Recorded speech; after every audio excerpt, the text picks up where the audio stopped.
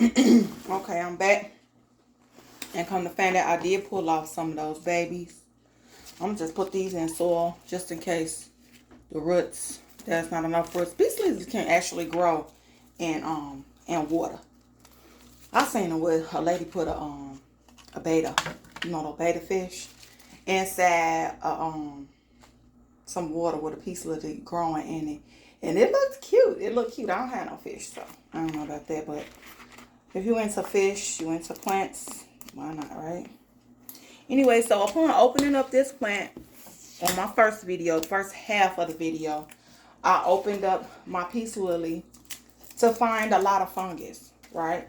So fungus is okay for your plants, but I did want to remove some of it because it was a substantial amount of fungus growth. So I said, you know what? I'm just gonna pull some of it off. That way I ain't got to worry about, you know, it looking bad just in case that's the issue. I'm making a mess. Just in case that's the issue with my plant, right? So I went in and I pulled some of that stuff out. Come to find out, y'all, this plant was suffering from root rot. And that's what was the main issue. And that's probably why I had such, so much fungus growing in my plant. So I decided to take off a lot of the soil. Well, it didn't even matter because when I took the plant out, when I went to stand it up, the whole bottom part of the plant fell off. So, which continued to tell me that it was root rot. So I'm starting to pull. I was shaking off a lot of the fungus, and upon doing so, I bumped into a lot of flat roots that are no longer valuable to the plant and the plant's health. So I removed all of that. I removed as much of the rotting roots as possible, which made me have to downsize now. So I lost a lot of roots off of this plant. It was big. So now I just shrunk it down a little bit, which is fine. I mean, as long as I can save the plant, I'm not really too upset about having to downsize. I mean, I caught the plant in time, so I don't believe that I'll lose any more of the leaves, but you never know because plants go into shock when you replant them and transplant them and stuff like that. And plus, hey, I love you too, daughter. Mom, what are you talking to? I'm making a video.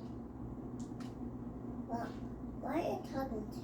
I'm talking to the internet so I can teach them how to do their plants just in case they need some help. Is that okay? Of course. Of course. Okay. Well, can I finish my video? Yeah? Okay. I'll talk to you in a minute, okay? Yeah. Okay. I'll talk to you in a minute, okay? Yeah. My little wee one. Okay, right. So, Auntie. okay. I just got a couple of more things to say and then I'll help you, okay? Where? So I pulled off a lot of the roots. I mean, I didn't have no choice. When I went to shake the dirt off, which I'm glad I ended up doing, a lot of the roots was just falling off. So, which is fine. Like I said, I'm about to, I opened it up. I put some more dirt in there. I shook off most of that old stuff. And I will probably do like a peroxide bath, which is peroxide, 1 part peroxide, 3 parts or 4 parts water.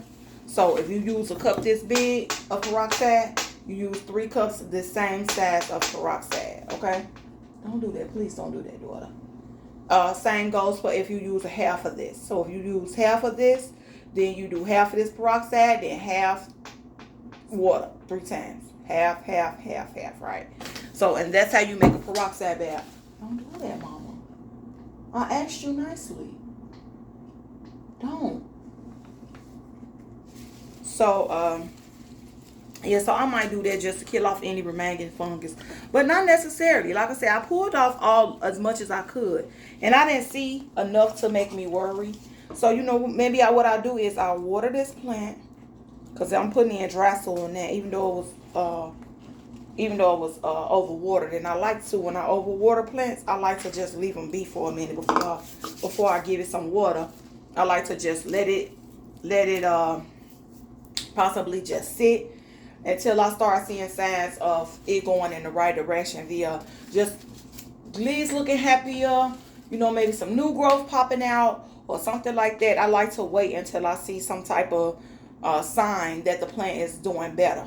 And so I don't know if I'm gonna do that with this because the dirt was really dry, but it was overwatered. So, but this new soil that I put in here is, of course, it's right out the bag, so it's dry.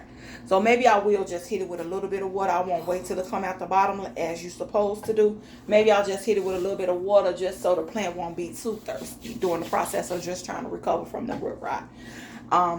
So that's what I'm doing here. I'm done. This is what she looks like now.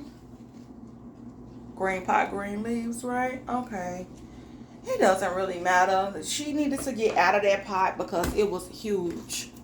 And see, that was a big pot. And now look. But it deserved a big pot before when I put it in there. And you know what? I was using a pebble tray up under that pot because peace lilies like a lot of humidity. So, and I have 0 in my house. So, even though I don't have no gauge, it just seemed dry because I got allergies. So, it always seemed like it's dry in the house. But I had it on a pebble tray, and maybe that was my first mistake of just sitting it on a pebble tray. And then once the water just drained through, it kind of, before it got a chance to evaporate, it was just sucking the water back up in the plant, and I just never knew that. So maybe that's what's been happening with this plant over the course of several months since we moved in July. So maybe that's what's been happening with my baby. But again, I figured out that it was an issue with the plant. I attacked the issue, and hopefully we can see this plant moving in a better direction from here on out. So that's it for this video, and I'll see you in the next one. Bye.